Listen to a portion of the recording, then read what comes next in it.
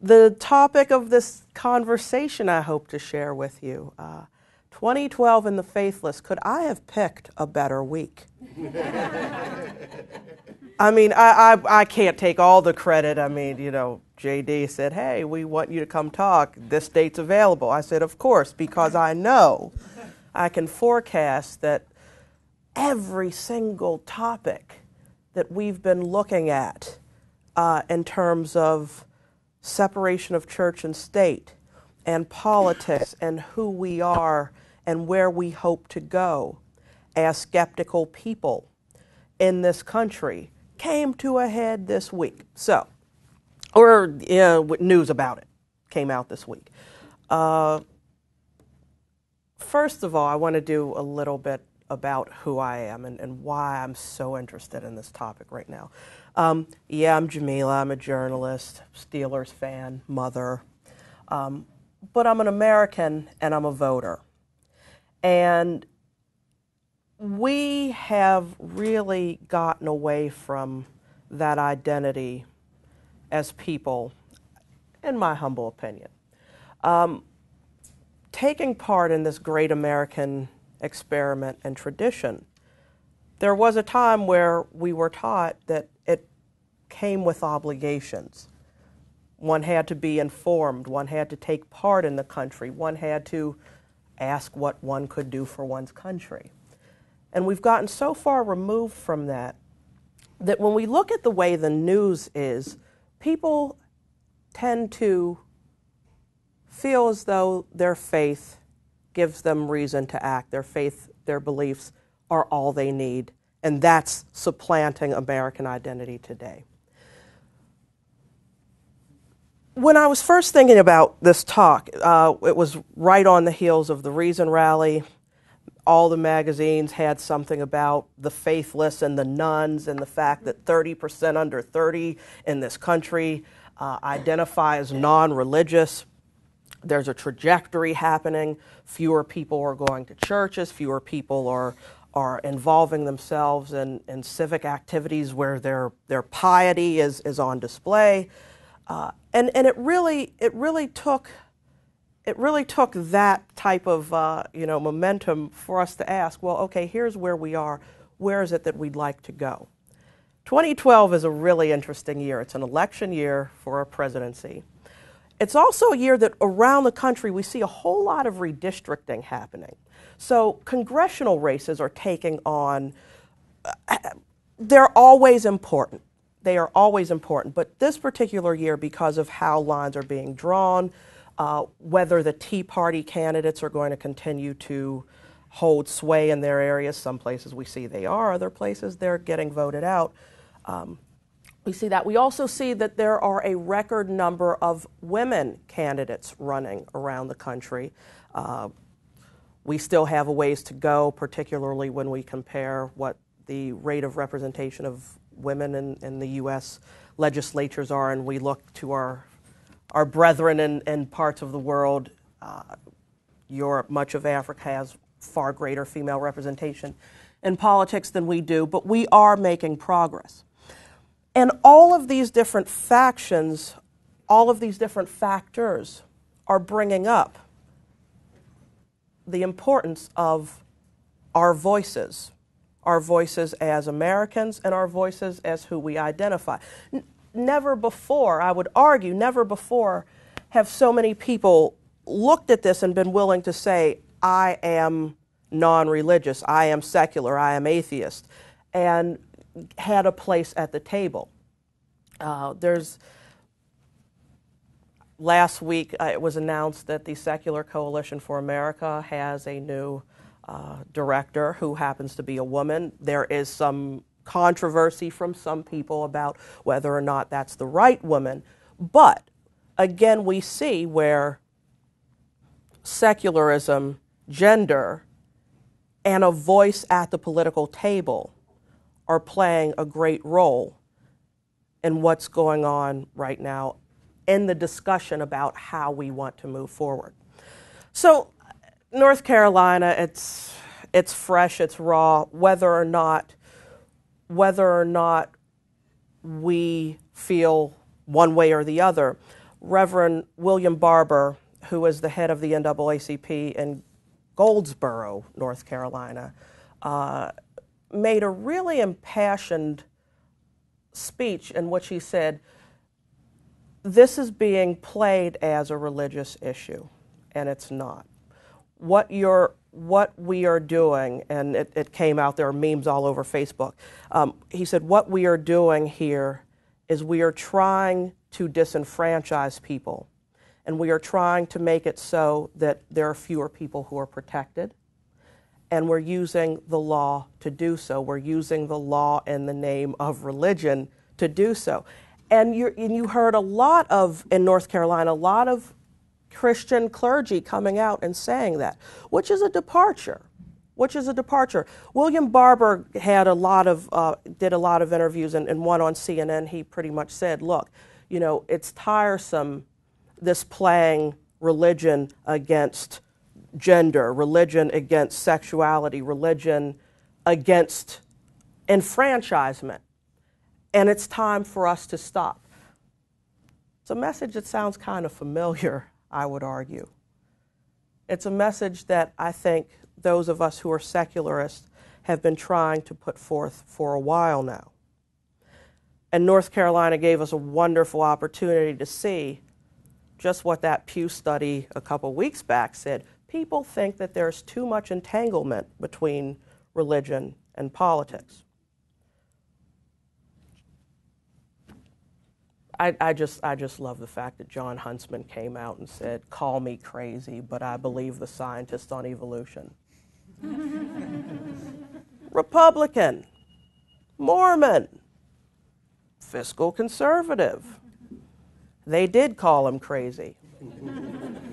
We know what happened from there. President Obama came out in support of gay people marrying. Ooh, radical idea. The state gets to decide, or rather the state shouldn't decide who gets half of your stuff when you're tired of them.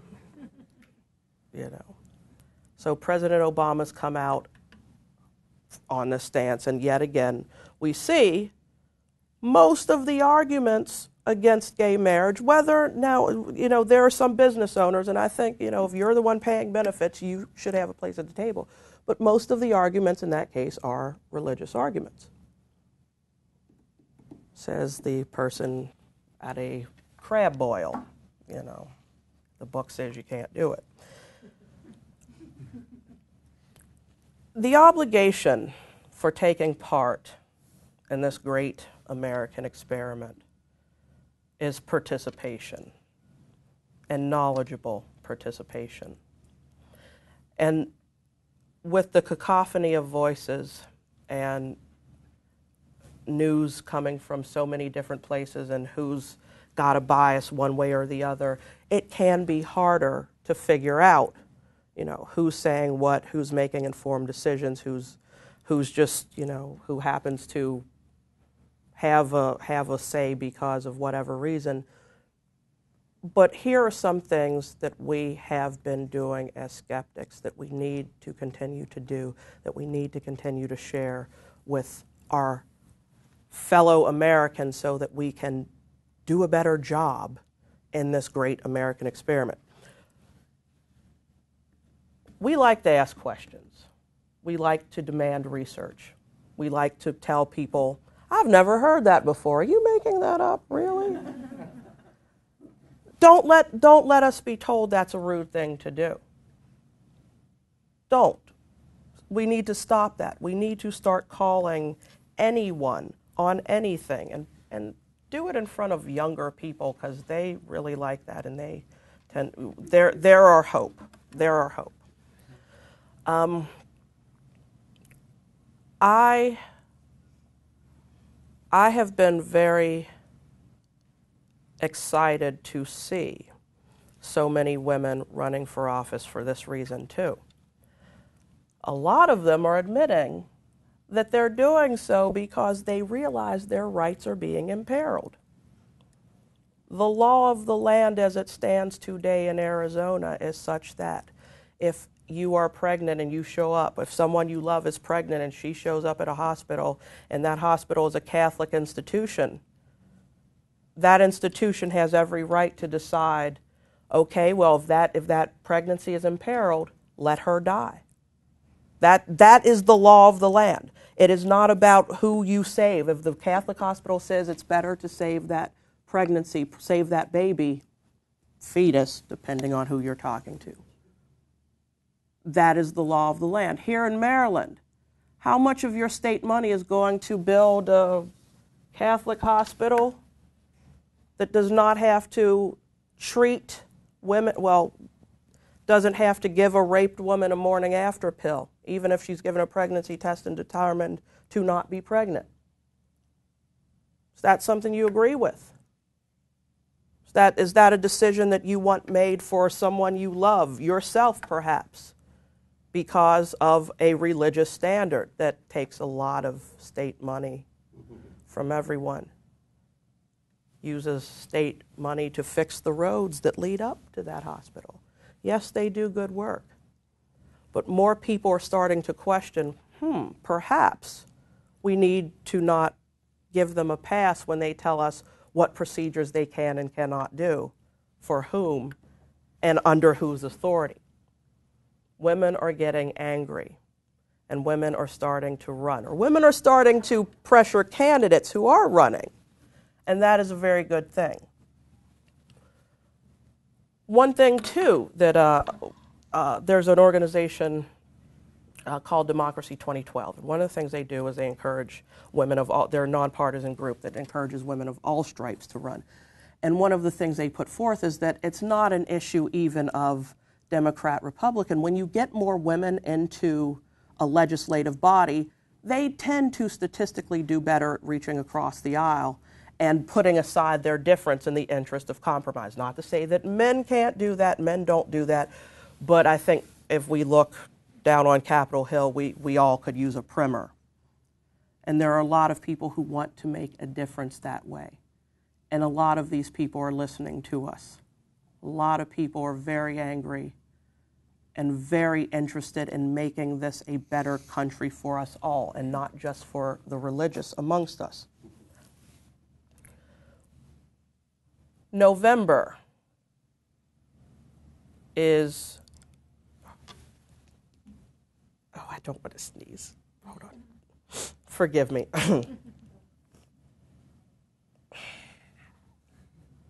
I'm so sorry. November is the focus of my reportage right now. Looking at, they keep calling him the supposed, the intended, the, presumptive nominee for the GOP. Mitt Romney's having a rough week. He is, And Mitt Romney did get a boost in some circles because of President Obama coming out in favor of same-sex marriage. Forgive me, can I get this door closed over here? Thanks so much. Oh, it's okay. So again, we're seeing this. We're seeing a division that some believe really hasn't happened since Newt Gingrich's contract for America back in the middle 90s. You have a big faction of the GOP who is saying, yeah, we have these distinctions in the party because of social issues we do or do not agree with. And you have all of these people who, are just going to vote for Romney. They're going to vote the party line. But when you look and see where the chasm is, in the middle are women, Republican women, who are saying, I can't get on board with taking away birth control. I can't get on board with making access to affordable health care harder for everyone. I can't get on board with the Limbaughisation of the way women are being talked about by this particular party. And so there's friction that comes from there. You have a lot of Democrats who don't believe in same-sex marriage, who are angry at the president, but they're not certain, and they're still wondering, well, what do? Will we vote Romney? Will we vote Obama? Polling says that they're voting Obama, but again, we don't know. We've never been here before. The Mayans, they knew something. They knew something. Oh, wait, that was this week too. They were wrong, huh? Who's been saying that for a while? This is such an interesting year. And there are so many different things. It's a great big puzzle, and we have an idea what it could look like, but you know, we still have so many pieces that we haven't laid down yet. It still is anyone's game. It still is anyone's guess. And therein, I think, is the greatest opportunity for those of us skeptics, those of us who love to ask questions, those of us who love to demand proof. There's so much at stake in a number of places, in a number of races. And it goes down to the level of our school boards. It goes down to every aspect of how political influence works upon our day-to-day lives. And what we can do is ask more questions, is demand more proof, talk amongst ourselves as we've been doing. And I would even argue that with the momentum that we've had, with the momentum that we continue to gain, we can continue to speak out. And we can also consider talking about these issues from the point of view of our secular bent. 16% of Americans, there are arguably 16.9, depending on the study you read. 16% of Americans identify as non-theistic, atheist, agnostic, one of those. That's a great percentage of votes. That's a great percentage of people. That's more than Jewish Americans, that's more than gay Americans, that's more than a lot of different minority groups that have learned to band together and stand up and demand that they have a place at the table and they not be spoken for. And we miss a great opportunity, particularly in this year, particularly when so many different voices and different groups are making themselves known and making it clear how important it is that their point of view be considered. I tend toward the loudmouth type. I tend to, I like wearing T-shirts that say provocative things on them. I think it's part of my charm.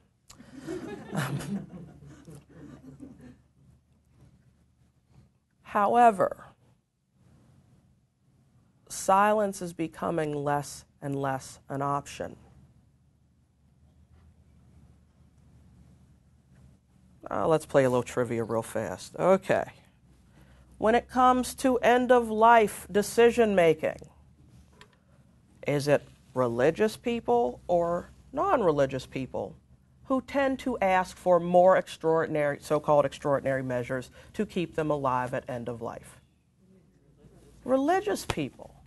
But they're about to go to a paradise that our weak little human minds can't even fathom. The greatness and the glory awaits them. Why is it secular people who have do not resuscitate orders all over the... Huh. Not afraid of hell? Oh, well, that could be one point. When it comes to a family deciding to take extraordinary measures or not, religious families, what do they tend to do even when they know that their loved one says, do not take extraordinary measures? Overrule the wishes of the person who cannot speak? Who's available to sue? So that who's the doctor going to listen to? The one that's not here anymore, or the ones who said, you didn't take every measure to make sure that Uncle Phineas lived an extra 5 hours? Whichever makes more money for the hospital with him. Whichever one. Yeah. For a lawsuit. Oh, real? Okay. Okay. Yeah. Yeah. Money's a different conversation. Money's a different conversation. We're talking issues of what the law can be because of laws enacted because of people who hold belief systems that not all of us buy into.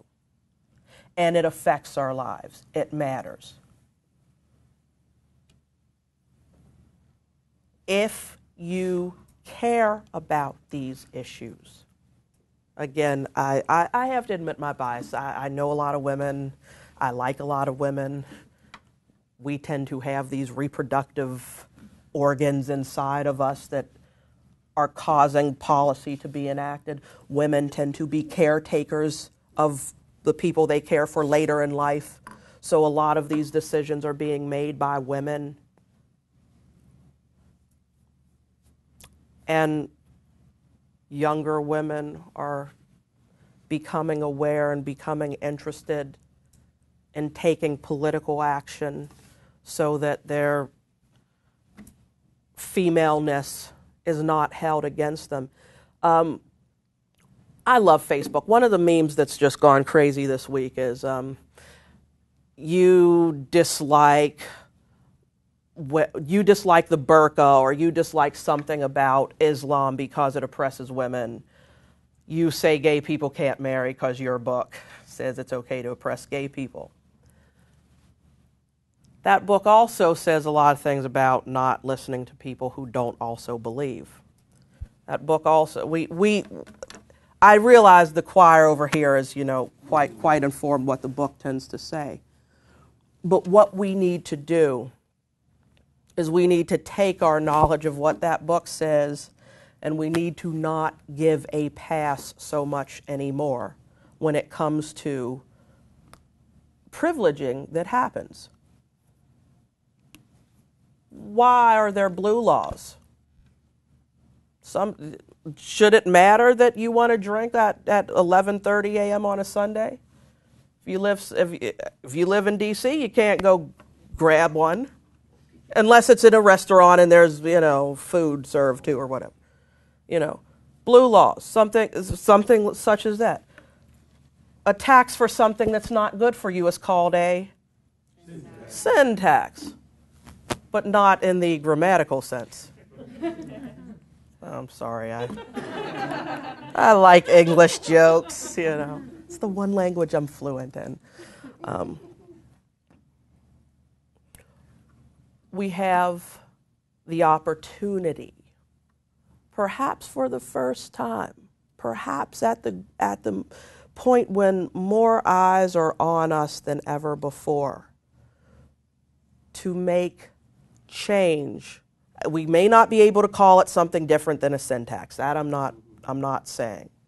But we do have the opportunity to take part in our political system in a way that lets it be known you cannot continue to discount us.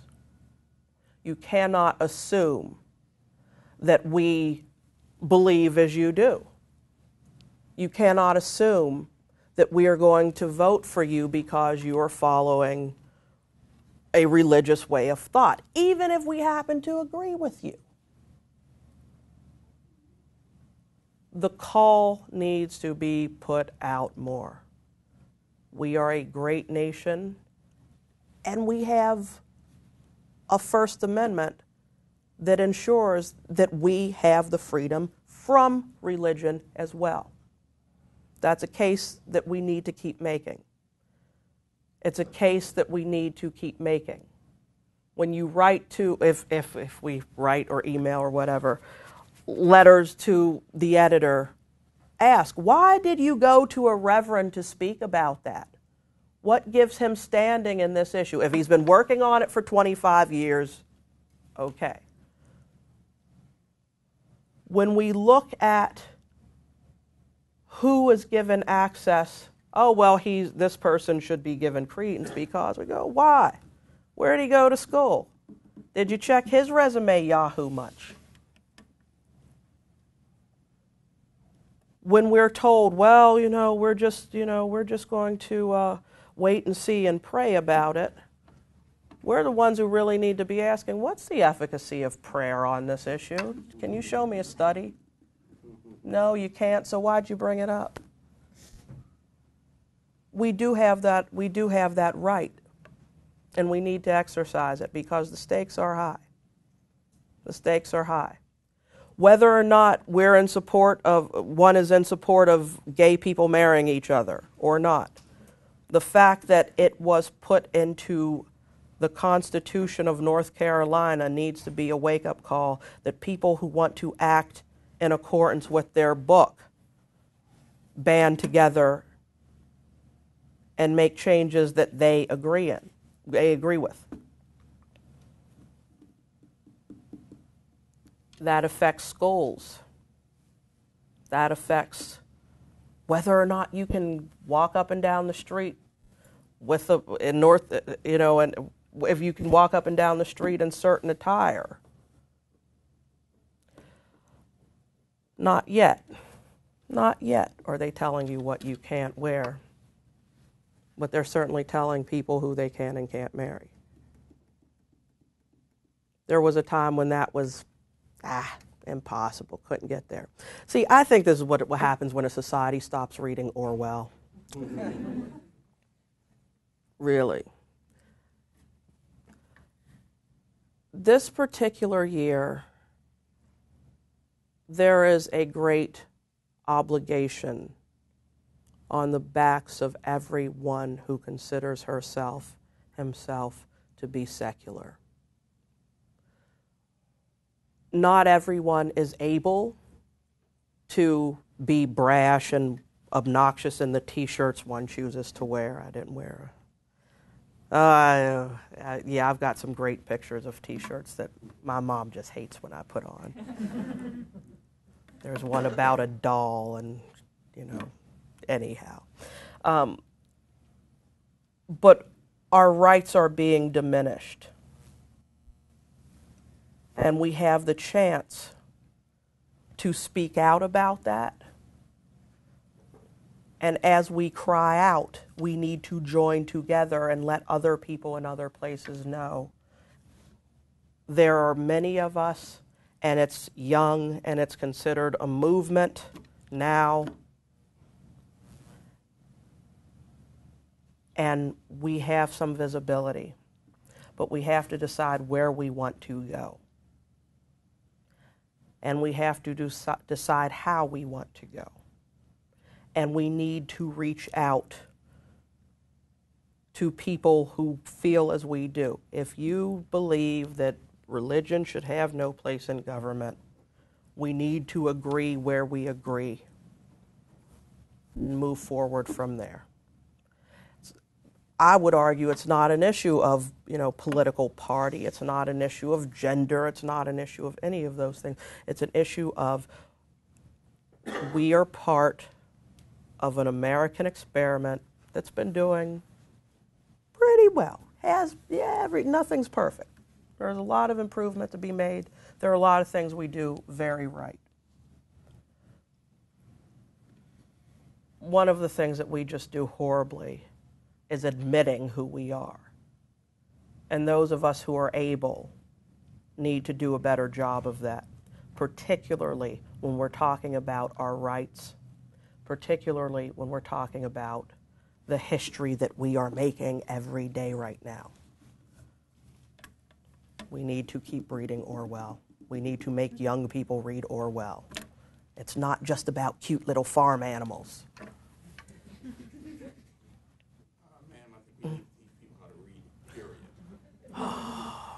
Have you been reading my blog that nobody knows as me? Joel Osteen, nobody knows him, paid a visit to my kid's school. D.C. Public School, 2 days before his crusade at the National Stadium.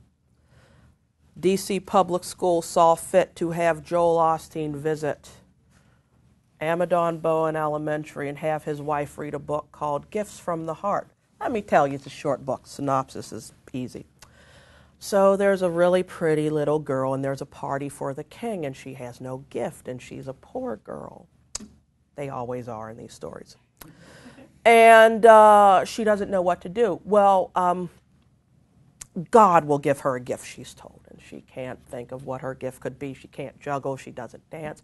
But God has given her a beautiful voice, and with that voice she glorifies the king. She sings and everyone loves it. Now,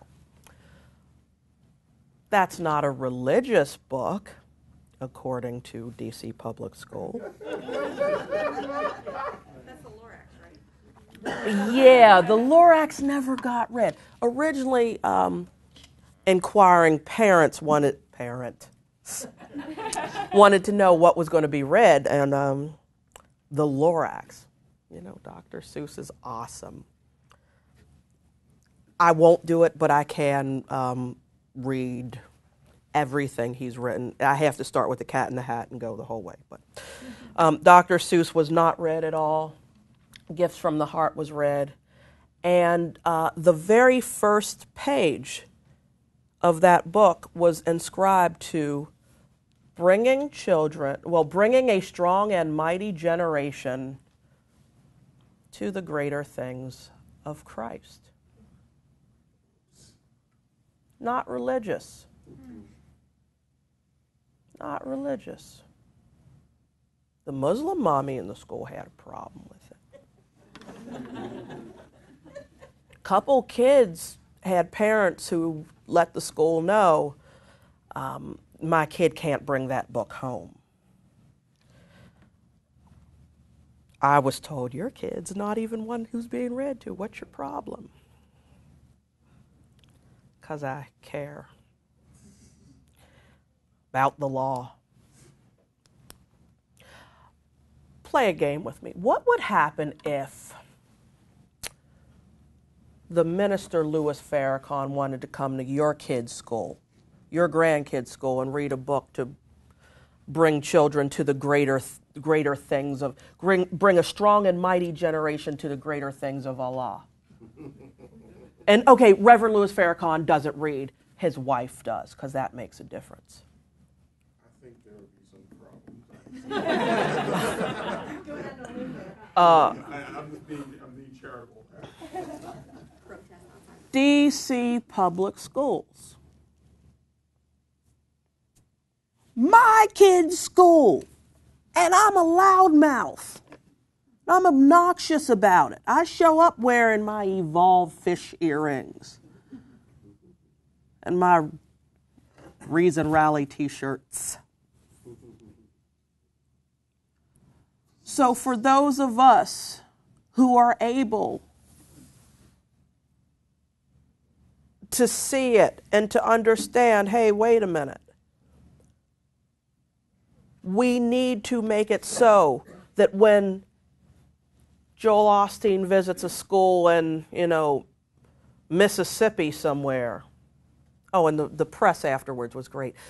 Osteen reads to disadvantaged children, plants pretty flowers. Google it, comes up. Disadvantaged children, yes. But when he goes to a different school district where people are rightfully worried about what could happen if they decide to be loudmouths and they,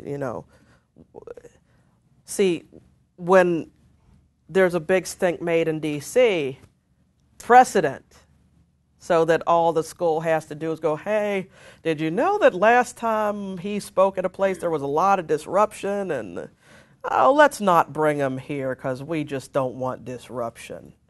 Here are a number of blog postings that went up and a couple newspaper articles. These things matter. They affect every part of our lives. Joel Osteen, do you think that maybe a kid would recognize seeing him on television after he came to the school? I think a kid might say, hey, let's go on down. He's having an event this weekend, Mommy. Let's go see him. He was really nice. We planted flowers together. Was the kid a Muslim? No. No. But those of us who like science, those of us who like the Constitution, might we be able to show up and read to some kids, plant some flowers with some kids, leave Orwell in a 5th grade classroom, be like, tell them, oh no, this book, don't read that. That book's a little beyond you. Don't read that one.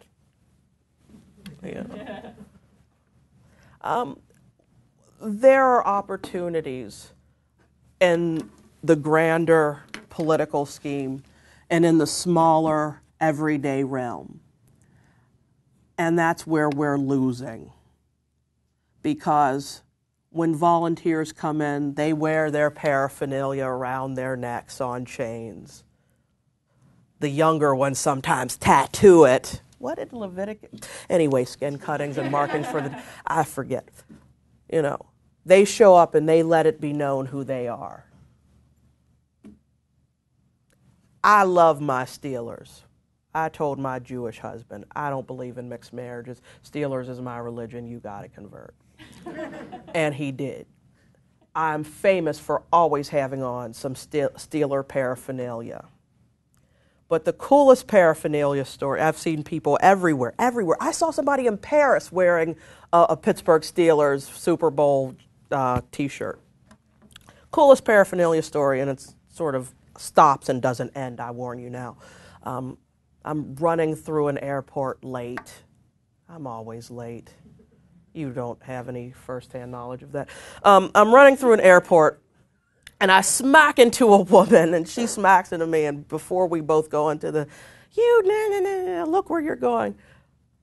I had in a pair of Flying Spaghetti Monster Surly Ramic earrings, and she had on a Surly Ramic DNA helix pendant. And I said, Surly Ramics. And she said, yeah. And I went, ah. And we disentangled our bags and kept running. Yes, I told you it stopped. It doesn't have a conclusion. I wish that it did. But I bet she knows what I am. I happen to live in a place where that can be so. I think many of us live in places where that can be so. I wish more of us lived in places where that can be so. But it's coming. It's coming. When we show up at a Meet the Candidates night, if I am not there, you might want to raise your hand and say, why are we holding this at a church? What benefits are you going to give the people who are in this church that the rest of us who don't come here aren't going to get? Why? Oh, it's convenient and everybody knows where it is. Well, I don't know. There are rec centers, there are libraries that need to stay open later than they do. I'm just asking because I just want to know up front. More of us need to do that. You don't have to be the person with the stupid little badge on that says something, to ask a good question. And we need to make phone calls. Greta Christina, who is blogger extraordinaire, love her deeply, did a wonderful piece that was picked up this week by Salon about you don't want to get on the bad side of atheists. I don't think that was the title. I think the title was more along the lines of, a group, something like that, but a group to be reckoned with. We can mobilize and we can raise money for Doctors Without Borders for, leukemia. What happened with the American Cancer Society when they said, no, we don't want your atheist money? Same thing that happened when Komen said, oh, we don't want to help women, get breast cancer screenings because there's Planned Parenthood, they're all. What did the Catholic bishops just yell at some Girl Scouts about? Girl Scouts? Who has more uteruses, Catholic bishops? Catholic bishops lobby. Huh.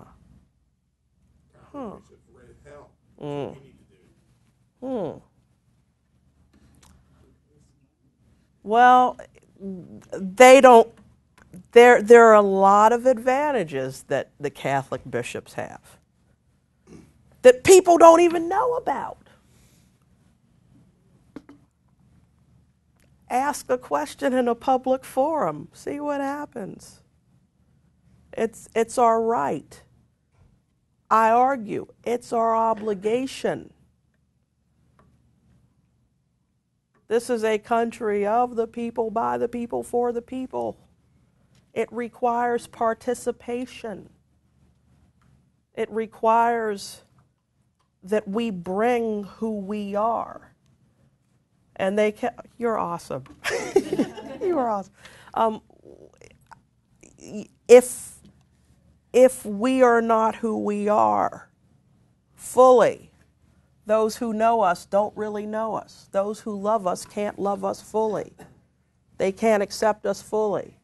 We can't participate fully politically when we're not saying, hey, this is what matters to me. Make friends with a reporter. We love it when you send us story tips. If there's an event where there's going to be food, you'll get reporters. Will you show up in your T-shirt? It's a deal. It's a deal. If I'm not covering the event, I will absolutely wear a T-shirt. Yeah. So 2012 is a year that really should be a touchstone, really should be the great coming out for as many as it can be, because it is a political action. It is a political action. Shouldn't be, but it is. And this is a year where there's a lot at stake, and it matters. 2012. What did the Mayans know anyway? Thanks. Any questions? I'm sort of.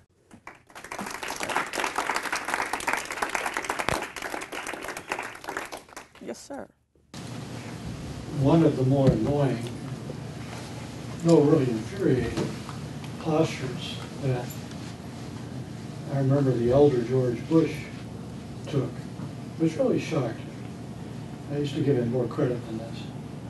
Was when he went on record as saying that anybody who lacked religious faith couldn't be trusted at all because they had no compunction, nothing to stop them from doing the most immoral acts. And that's one of the reasons I love the public relations billboards and ads that the various humanist groups put out there, which directly challenge that. And it reminds me also of Jonathan Winters, one of the great American sages. Years ago, he was being asked about, he was playing Maud Fricker, the old grandmother with those doilies and all that stuff, sitting in the rocking chair. And he said the same thing. He said, Americans want a God-fearing man as president. Not a man who's actually afraid of God. Just someone who knows if he's bad, God will get him. And I thought, out of the mouths of crazies like John, like him, that's still one of the interesting things. If you can figure out, how can we make progress on that issue? Well, Jamila, the one who tends toward the obnoxiousness, loves to answer that question by saying, I'm a Pittsburgher. Go Steelers. Oh, see, we were friends. Go Steelers. Now, that matters to me because, see, before I was born and before my dad was born, there were 3 brothers. My grandfather was one of them. I forget which order he was. But there was tell that a good-looking, light-complexioned black man had been seen with a really pretty white woman who had a husband who was a good Christian man in a social organization that liked to dress up in white sheets. And so whether or not it was one of the brothers, it was one of the brothers or someone who looked a lot like one of the brothers that made it so that they knew they had to make it out before that sun started coming up. And they stopped in Pittsburgh because there was plenty of work in the steel mills. Was it not for that great Christian organization, I would not know the love of the Steelers. There are people who are on reservations with lifespans that, I mean, you know, most of us have passed in this room, and I'm leaning heavily upon, who good Christian dominionism stripped of their land, their rights, their rituals, and today they sit more alcoholic, more diabetic, more sexually assaulted than nearly any other group of women outside of the Sudan and Rwanda here in this great nation, right now, today. Christian love is a nice idea. There are a lot of people who haven't seen it practiced, and, you know, we're not talking hundreds of years ago. We are talking as we stand today. So, you atheists, you have no morals. A book that says that the most moral man in a town is one who impregnated both his daughters. Okay. You atheists, you have no morals. You can't. Okay. So, drowning babies, you know, and as long as you get a pretty rainbow, that would, you know. Oh no, that's Old Testament. Okay. Jesus came with not a pen. What did he say? He came to enforce the law with a sword? What is a modern day sword? Nobody fights with swords anymore. What? The Glock. Glock, or I would argue, I mean, but in the a weapon in the hands of the Son of the Most High, I would argue that's mass destruction, aren't we talking? I mean, what is that? What is the equivalent today? Is that a nuclear thing? Is that something that we can't even imagine? You know, he's not coming to, you know, kick you real hard because he don't like you. He's coming to lay waste and decimate. That's the book you want to go by? All right. I'm sorry. I'm against child rape. It's all through the book, you know. Knock, knock, there are strangers in my house. We want, give us the strangers. No, take my virgin daughters. How young do you have to be a virgin when girls were getting married off at 14 and 15 years old? Take my virgin daughters. That's the morality you're telling me? Okay, yeah, I'm against child rape. I'm against child rape. I'm against mass murder, and I'm really against slavery. Want to talk about that one? But most people at that point like call me a name and run off, and you know. But that's that. Hi, back in the back, yeah, with the lovely science shirt on. Celebrate science. Yes, we should. Yes. So this constitutional amendment that is passed in North Carolina, I meant to look this up myself, but maybe you'll know the answer to this. It was the 31st or 32nd state to pass. 32. Right. So why is this 32. one suddenly caught on, whereas the other 31 I hadn't ever really heard about? Okay, well, here's the reason why it's interesting in North Carolina. They were the first, and this is Jamila, the journalist, who's covered it to the point where she is sick of it, talking. The thing that was really interesting to a lot of people about North Carolina is they were the last southern state that did not have any constitutional prohibition. Well, not constitutional, that's not true. But they were the last one to not have the big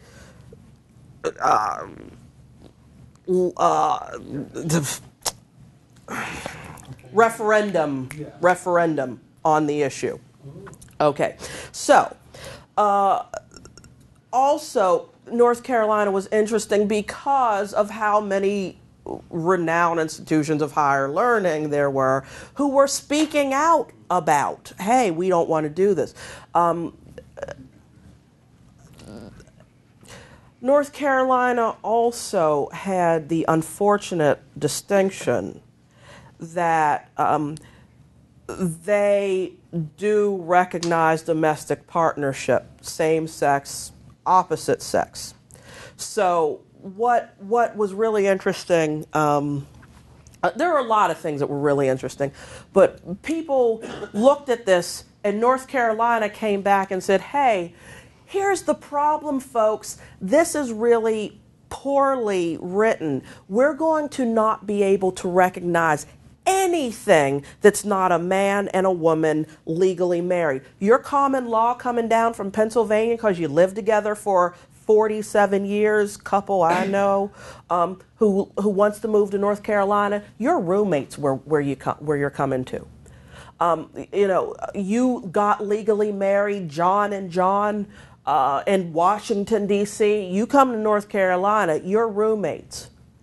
And if you are opposite-sex domestic partners and you come to North Carolina, you're roommates. So what does that do to a kid who's opposite, let's say they're opposite-sex domestic partners, whose dad works for the city of Durham or Raleigh or wherever, and mom stays home and gets benefits and child gets benefits.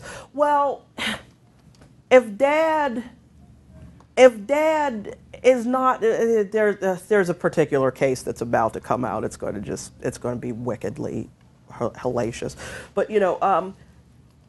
dad can give kid benefits. It's through various machinations, but the mom can't get any. So what happens if that couple breaks up? What is she entitled, even though she may have given up her working for years or whatever? They know the legal hellfire that shall soon rain down upon them when people get their hands on some lawyers over this stuff. I asked a question. I talked to an attorney for the city of Durham, and I said, so what happens, and this was, nobody knows the answer to this. This is just me and my twisted little mind. I said, so what happens if I am a guy and I have a child with a woman in North Carolina and we're not married, and I decide that I'm just going to vanish and not pay any child support, and I go, well, there's no presumption of paternity. She's got to test every guy she's been with in the past. How old is the kid? 10. She's got to test every guy and find, and I want proof that I'm not the only one she's testing. Blah blah. And I said, so if we're talking about this happening on a greater scale, I mean, who's that going to help? And she's going, that's an interesting point, because presumption of paternity does go away if there's no marriage or equivalent of marriage. So there are, not that I think people would weasel out of caring for a child, but I don't know. I'm just, You haven't been watching Maury. I gave up Maury. Oh man, yeah. Yeah, when there are hyphens and apostrophes in a name, I go, I can't see that on screen. I'm not, that's just, he only finds people who are named. Okay, I saw your hand in the future shirt, and then we'll bounce back and forth. Okay. I heard one poll being done in North Carolina before the referendum that they were saying that people who actually understood what the amendment was going to do to all the domestic partnerships and all that kind of thing, that essentially you couldn't get same-sex marriage anyway, but that when they actually understood what it would do to all that kind of stuff, people were more likely to be against it, and there was actually a chance that it wouldn't pass. Yeah. I guess I have two questions on that. One, do you think that that shows increase in people's tolerance and understanding? And two, how do we get that kind of message out in cases like that? Oh, okay. Well, see, again, first of all, do I think it increases tolerance and understanding? No, I don't. I think that people, as we see, they go, is it in the book? The part I hear a lot? That's what I'm going to go by. Even though I can show you where it contradicts that. But whatever. I cannot think of his name, but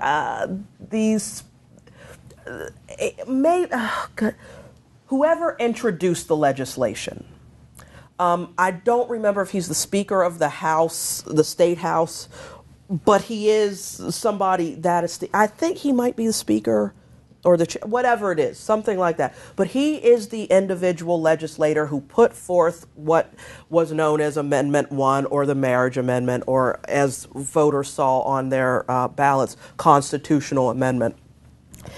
He came out against it and said, ooh, yeah, this is bad. This is not something that I will vote for. The guy who introduced it, look, check my facts, look it up. I'm not making that up. When it came to light that it was going to do away with all relationships that were not man, woman, married, that causes problems.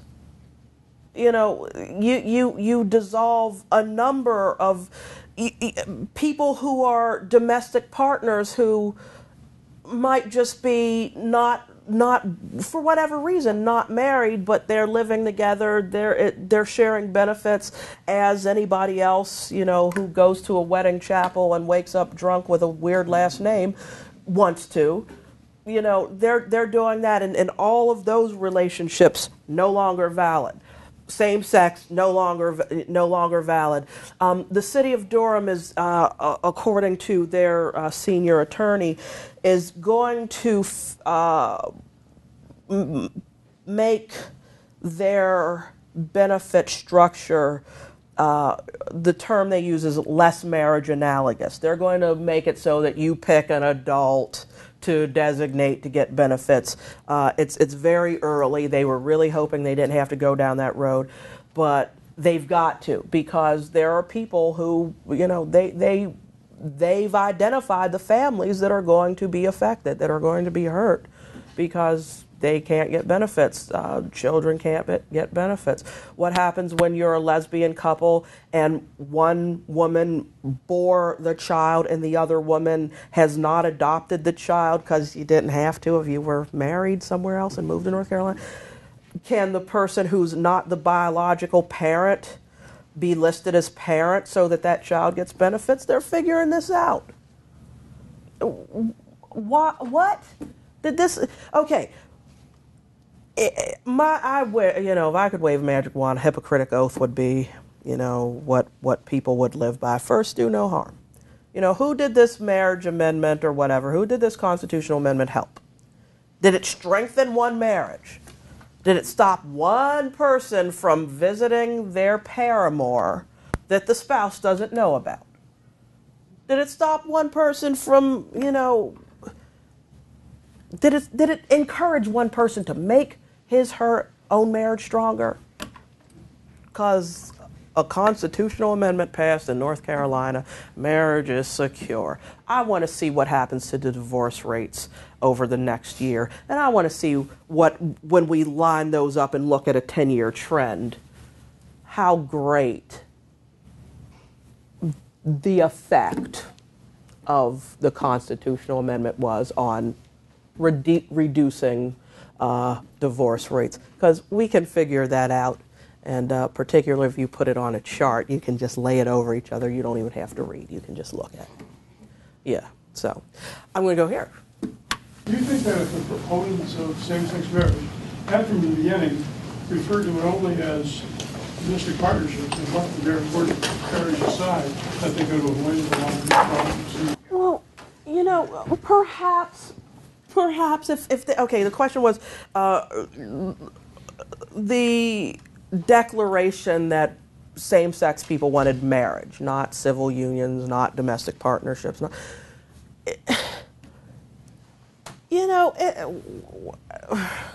Marriage is in this. What is the divorce rate right now in the U.S.? It's like 52.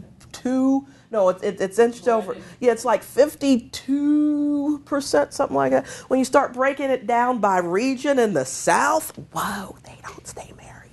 No, when you break it down by race, when you break it down, there are all kinds of ways to show that certain people get divorced more. Whether you're talking about Southerners, whether you're talking about Baptists, yeah, they don't stay married long when you break it out by denomination either. So why then? There are some people who made the argument, I don't want to equivocate. I love this person. We're adults. I want to marry my partner.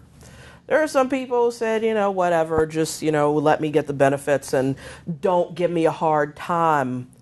Holy Cross Church, which church was it? I mean, not church, hospital that wouldn't let the lesbian couple, one was in an accident, wouldn't let the partner come in until a sister happened to come by and say, yeah, let her through, see her dying lover, partner, life mate, Some of the reason for wanting marriage is there are laws. There are so many places that use that term, that don't use the term domestic partner.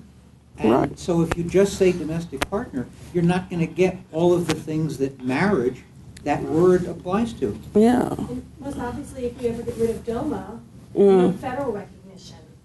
Yeah. There's that too. Now, here's something else. Fort Bragg is in North Carolina. Fort Bragg, if you live on the base with your same-sex partner, that's federal. There's one set of laws for you. If you go off base and live in North Carolina with your now roommate, different set of laws. How does that work? This is just such a, and all the lawyers were saying it. The legislators were saying it. North Carolina was a legal boondoggle, and it's going to make some lawyers very wealthy. The things tend to. Maybe I went into the wrong line, but it's just if the point is to show Christian love, really, this is the best way you can do it. But we know what I like to talk about Lot and his daughters when people want to talk to me about Christian love. So I just go whatever.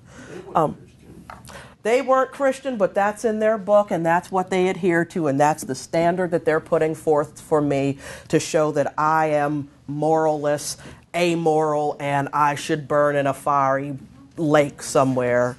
So there we go.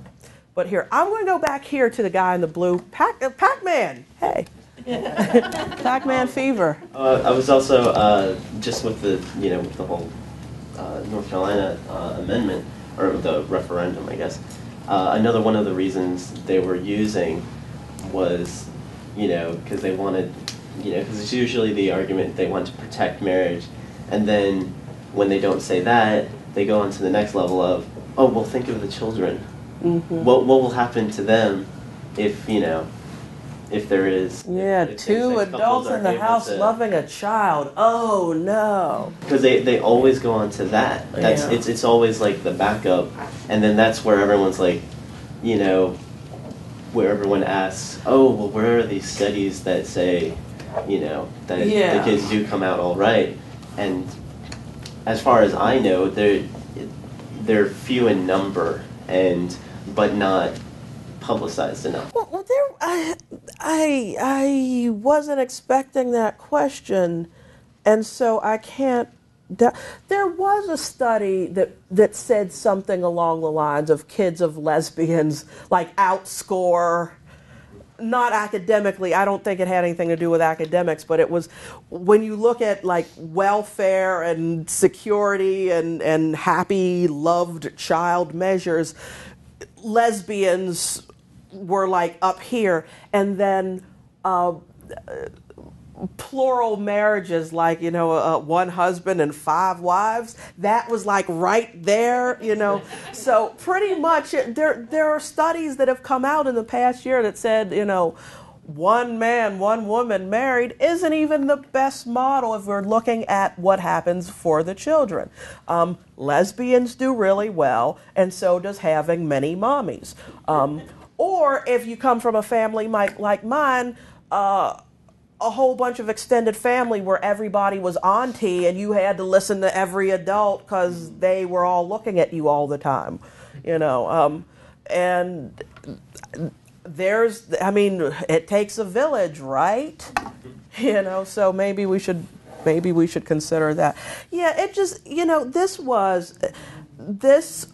was a religious argument for a religious way to impose a religious standard on all of modern society in North Carolina. And, the First Amendment, should have been invoked and said, look, you're using a biblical standard for this sacrament that you don't want sullied. Well, you know what? How about no marriage for anybody in North Carolina? Everybody's joined or unionized. No, we can't use that one because Minnesota's messing with that. Everyone's, devoted, or no, wait, we need better words, Everyone's entangled. How about that? No marriage, no domestic partnership, no civil union. Everybody's just entangled. And you get these rights and you get these benefits and you're entangled. And then you get unentangled, and no one who's entangled can get entangled with another until they're unentangled. It works. It's just, I don't know, I'm just, I should trademark that maybe. But yeah, so I saw a question over, okay, well, you know what, let me go here and then I'm going to get you in the maroon top, ma'am. Thank you. All right, now the idea is if marriage is supposed to be a sacrament, isn't that a matter for religion? Absolutely. Whereas if we're talking about regulating a relationship for the good of of society, and I'm sure that the good people of North Carolina would like to have a certain amount of regulation of gay marriages. That's something for the state, isn't it? One would think. But, And I think what it seems to be is actually the problem is confusion. It seems to be that it's neither a sacrament nor the state, but it's a matter of they don't know whose sex is what. Well, yeah. The Muslims don't have a sacrament. Yeah, that is a good point. Muslims don't have that sacrament. Well, here's the thing.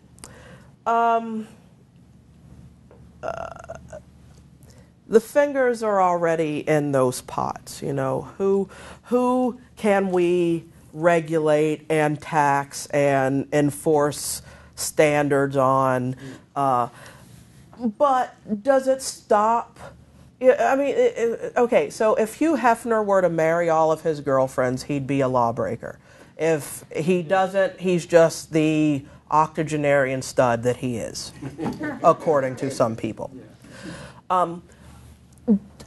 Do couples who choose to live together, live near each other, and live in tribe-type situations exist? Do they do what they want to do anyway? Until there's an issue where children are alleged to be abused, nobody knows. Nobody cares. I think that's a good thing. People are always going to relate the way they want to, with whom they wish to, usually. You know, the state has a lot on its plate right now. How many fronts are we in battle? What are our employment numbers doing? How many people are too discouraged and have stopped looking for work and so they've dropped off of the rolls? How are our kids doing in measures of science when you rank them internationally? How are our kids doing in reading? I can tell you the answer for my kids' school. 13% score at grade level in science. 18% score at grade level in math. 19% score at grade level in reading. And they brought a prosperity gospel huckster who denies evolution and is against gay marriage to have his wife read Gifts from God, Gifts from the Heart. I don't think I'm alone in going, can you let the grown people touch body parts and like do stuff that I care about? I don't think I'm alone in saying that. Unfortunately, that's not on the minds of those who are serving an elected office. More reason for us to start talking, encouraging discussion, offering other points of view. It seems now, as you know, the horse is out.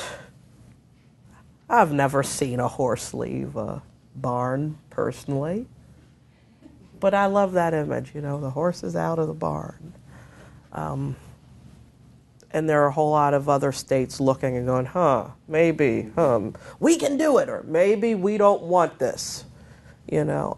So it's yet to be seen. Yet to be seen. I hate that phrase, but it's so true. Yet to be seen. Hi. This is a question on a different subject. Yay. I saw you on MSNBC the Sunday morning after the Reason Rally. Oh, wow. Yeah. At the American, Atheism in America, up with Chris Hayes. Yes. And as part of that, there was a Lutheran minister who came out of the closet. Mike Aus, A-U-S, I forget how to pronounce it. What kind of an influence, effect, do you think someone like that is going to have on the Clergy Project question. So, the Clergy Project is a group that is related to, I don't know if they're a subsidiary or an affiliate or what. I should say that I'm one of the founders of the Clergy Project. Oh, yay! Tell us about the Clergy Project. I think it's going to be, I think they've just started sparking and they're trying to light the candle. I think that's where it is right now, and it's just a matter of getting that candle lit. Well, I'd be happy to tell you more about it, but I really am interested in your opinion. I think, that matters. That matters. That absolutely matters. Because here's what happens. Journalist Cat. One, it's interesting. Two, coincidence. Three, four, that's a trend. That's a trend. And then, here's the holy grail for me. We need better language. Listen to me. You get me a black member of the Clergy Project. And then what? And then everybody is going to come out. Because when you see that, when you, because that's a story. That's such a story. That's going to, I mean, Teresa McBain has been on CNN, Talk of the Nation, Jerry DeWitt's been USA Today, my show. People are talking about that. You know, preachers who don't believe. I can't think of his name. There's a black guy who got kicked out of his evangelical megachurch because he doesn't believe in hell anymore. I was supposed to debate him in Chicago or somewhere near Chicago, and I got hung up in the airport. I didn't even get out of D.C. Carlton Pearson, thank you. And whose spiritual son was he, does it say? Yeah, he was it Oral Roberts? Was it Billy Graham? I forget. It's one. There's some singers, and Kathy Lee Gifford was one in college, and they sang together, and I was like, I didn't know about the singers. But anyhow, Carlton Pearson got cast out of his congregation because he doesn't believe in hell. Oh, he's on our path. He's on our path. You know, oh, a loving God will cast you into a fiery lake. You will burn but not consume. There is no escape. You think they're the only ones who go, oh, really? For God so loved the world.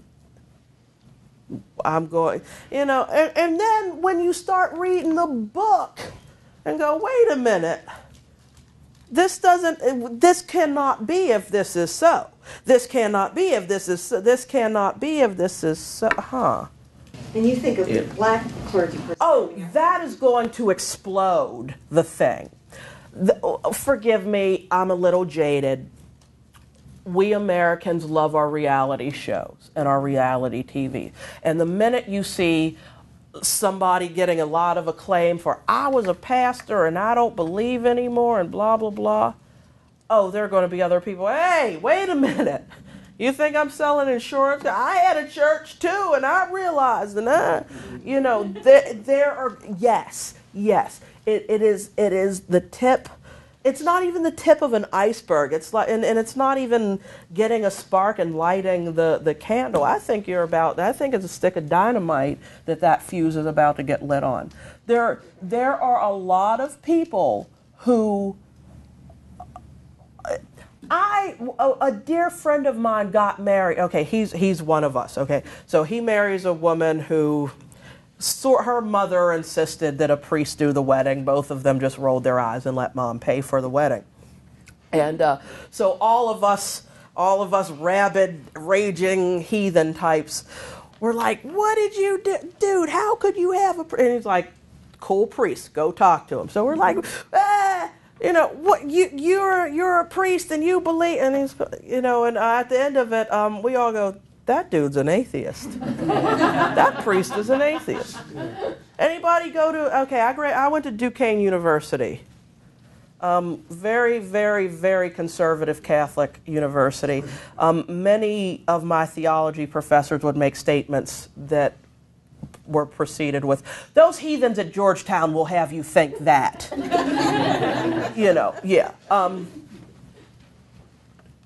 A lot of late nights. I know I had some atheist theology professors. I absolutely know it. Some of them were indeed father this and father that. I know it. I'm not in the business of outing anyone.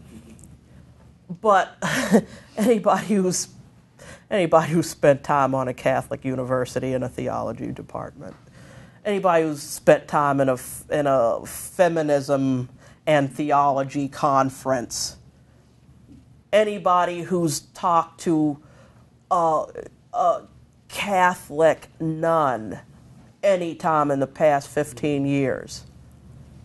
Yeah, it ain't just the clergy.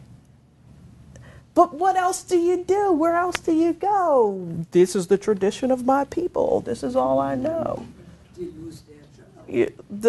So it's coming. It's coming. But see, the reason I say, and I want to make, and I'm going to come to you, but the reason I make the point that, like, the Holy Grail, so-called, would be a minister who is African American is because that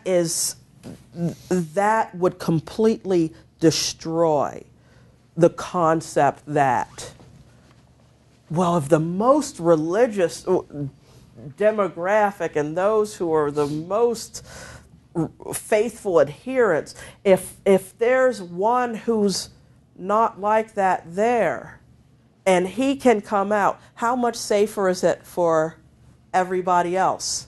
You know, if this one can do it. So you think a lot will come out after? Oh, absolutely. Absolutely. To support, to get some spotlight too, to just say, yeah, he's not special, but look at us, a bunch of us. I think the Clergy Project is going to get very busy. We already are. We've had, yeah. Since the NPR story and all things considered, there have been like 75 applicants. Yeah, woohoo.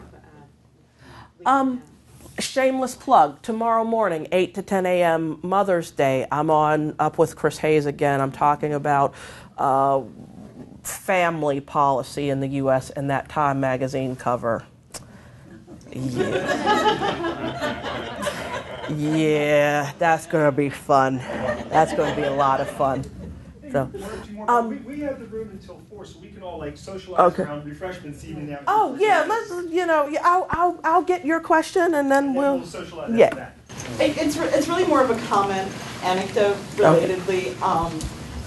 My oldest brother is a Lutheran pastor, and I found out a lot of stuff when he became a pastor that you never hear about as just a member of the congregation. One of them being, his estimate was about 25% of Lutheran ministers are atheists. It's probably low. Yeah. And You read the book. You read the book, and it's You have to learn Greek and Hebrew. You have to get a master's degree in theology to be a Lutheran pastor. Education. I learned. I studied political science and rhetoric, political rhetoric in college. So I learned just enough Greek to be able to pick out certain words. Agape is one of them. I can see that a mile away. In Greek. And obey, or whatever the equivalent is. And I realized, hanging out with some of the theology majors, that does not say obey. That does not say that. Wait a minute. What does that actually say? Because that's not how it was quoted to me. You know, and just I got, years ago, I got just good enough to go, that ain't what that's not the translation. That is not the translation. I don't care what it was in Amharic. That is in Greek. That ain't what you told me it was, Mom. So, the more. What did new scientists tell us that we already know? What happens to religious belief, particularly the more knowledge in science one gets? Your doctors, your well-educated, multilingual theology people. I think 25% is low. I can't prove it. How many secular? I mean, there's a council on secular humanism or secular Judaism. You mean to tell me that all these rabbis running around who are atheists haven't found counterparts? And the more you know, the more you know. It's Sam Kinison, that's a pastor. Evangelical dude who decided to do comedy, and he did a bit called Sam, You Still Got It, and and the question is, people ask Sam, do you still got it? Can you still do it? And he starts preaching up and down and screaming and running around and doing the preacher cadence, and it's fun. It's an act. It's an act. It's an act. Are there people who believe? Yes, of course. Are there a whole lot who get real good at doing it, and then they don't have to pay taxes? Then they can take a parsonage exemption, and then they can make it the church vehicle, and then they can. I think wave a magic wand, Jamila, what would you do?